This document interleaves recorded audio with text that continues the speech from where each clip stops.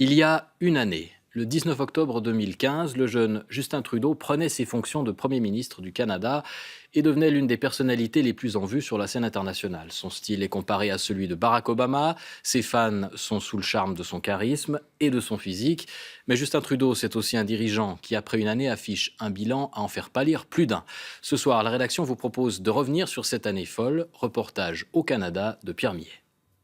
Bonjour à tous. Devant les caméras, il s'affiche avec un sourire millimétré et une forme parfois olympique.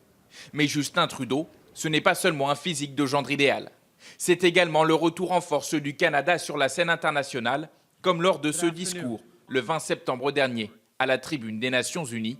Nous sommes Canadiens et nous sommes là pour aider. Un comeback incarné par une mesure.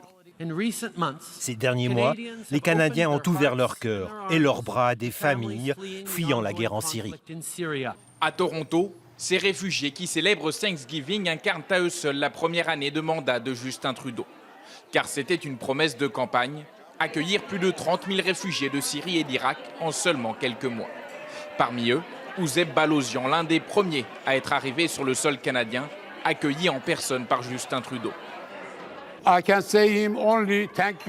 ne peux lui dire que merci, merci, merci, car il a ouvert les portes et je suis venu ici. Et maintenant, je vis comme un Canadien. Accueil de réfugiés, parité hommes-femmes au sein du gouvernement, ministres d'origines diverses. En plus de ces mesures symboliques, Justin Trudeau a également osé lever quelques tabous au Canada, comme par exemple la question des Autochtones. Nous allons travailler avec vous pour rebâtir la confiance entre le gouvernement canadien et les peuples autochtones. En conférence à l'Université de Montréal, le leader des Premières Nations du Québec, Ghislain Picard, se souvient, il avait rencontré le Premier ministre peu après son élection. Il m'a dit, Ghislain, on va faire des belles choses. Et je pense que ça, c'était pour moi là, extrêmement sincère.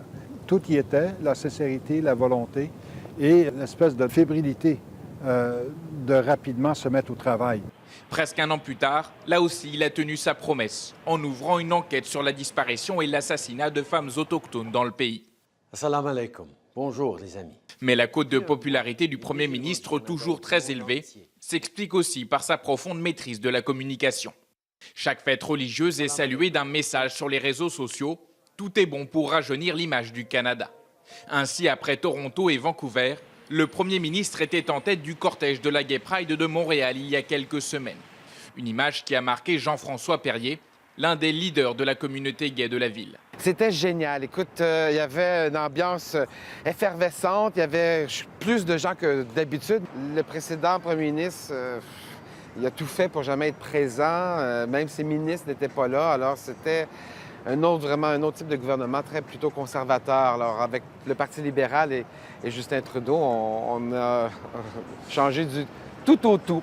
Justin Trudeau entame cette deuxième année avec ce qui pourrait bien être son plus gros chantier, celui de l'environnement. Dans un pays très dépendant de l'industrie pétrolière, il vient de faire voter une taxe carbone et doit se prononcer sur des projets de pipeline très controversés. Assez pour menacer la popularité de l'homme politique le plus aimé du Canada. Trudeau!